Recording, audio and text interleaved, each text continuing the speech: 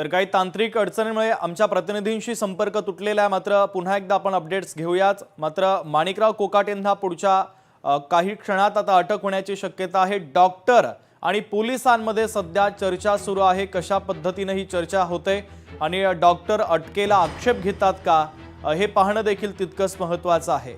जर कोकाटेंना उपचाराची गरज असली तर ही अटक तुर्तास टळू शकते। मात्र कोकाटे जर फिट असतील, त्यांची प्रकृती ठीक असेल तर पोलीस त्यांना ताब्यात घेण्याची शक्यता आहे। तर माणिकराव कोकाटेंच्या संदर्भातली ही सगळ्यात महत्त्वाची आणि मोठी ब्रेकिंग न्यूज आपण पाहतोय।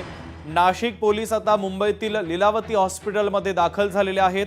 याच लीलावती हॉस्पिटलच्या 6व्या मजल्यावर माणिकराव कोकाटे हे उपचार घेत आहेत। डॉक्टरांसोबत पोलिसांचं हे पथक आता चर्चा करत आहे। मीनाक्षी म्हात्रे आमच्या प्रतिनिधी सध्याचे अपडेट पोहोचवतात। मीनाक्षी,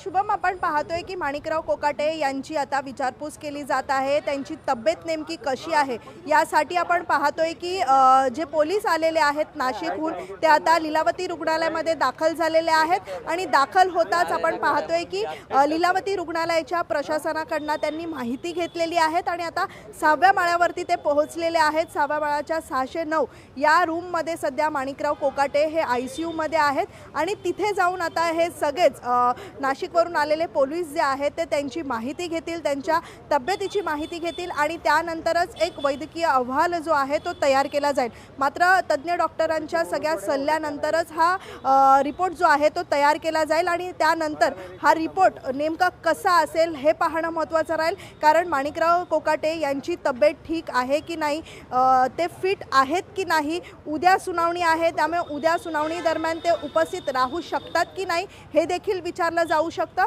मात्र डॉक्टरांच्या या सगळ्याच रिपोर्टकडे आता सगळं लक्ष लागलेलं आहे। नेमकं आता हा रिपोर्ट काय सांगतो आणि याच आधारावरती उद्या शुक्रवारी आहे म्हणजे उद्या 11 वाजता मुंबईच्या उच्च न्यायालयामध्ये ही सुनावणी पार पडणार आहे। ज्यावेळी नाशिकच्या सत्र न्यायालयाने ही शिक्षा सुनावली त्यानंतर माणिकराव कोकाटे यांनी मुंबई उच्च न्यायालयाची धाव घेतली आणि तिथे अर्ज जो आहे तो दाखल केलेला आहे। या शिक्षेपासून आपल्याला स्थगिती मिळावी यासाठीचा हा अर्ज आहे आणि उद्या या अर्जावरती ही सुनावणी पार पडणार आहे। तत्पूर्वी आपण पाहतोय की आजच्या या मेडिकल रिपोर्टवरतीच म्हणजे मेडिकल